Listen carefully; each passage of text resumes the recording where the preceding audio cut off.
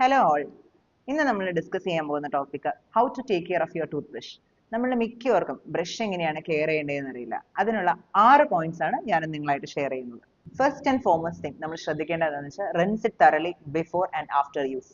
നമ്മൾ brush use ചെയ്യുന്നതിന് മുമ്പും യൂസ് ചെയ്ത് കഴിഞ്ഞതിന് ശേഷവും നന്നായിട്ട് വൃത്തിയായിട്ട് കഴുകുക.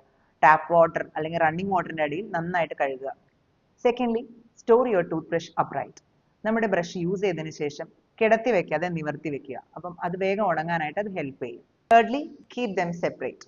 ബ്രഷുകൾ എല്ലാവരുടെയും കൂടെ ഒരുമിച്ച് വെക്കരുത്, എല്ലാം മാറ്റി മാറ്റി വെക്കാൻ ശ്രമിക്കുക. ക്രോസ് കണ്ടാമിനേഷൻ അവോയ്ഡ് ചെയ്യാനാണ് സെപ്പറേറ്റ് ആയിട്ട് വെക്കാൻ പറയുന്നത്. Fourth, avoid covering your tooth brush. നമ്മുടെ ടൂത്ത് ബ്രഷ് ഒരിക്കലും അടച്ചു വെക്കാതിരിക്കുക.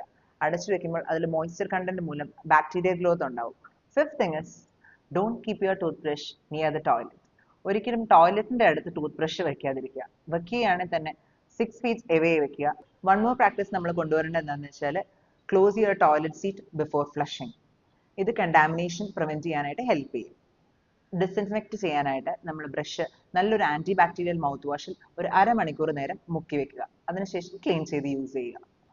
അപ്പൊ ഇത്രയും കാര്യങ്ങളൊക്കെ ശ്രദ്ധിച്ച് take care of your tooth brush.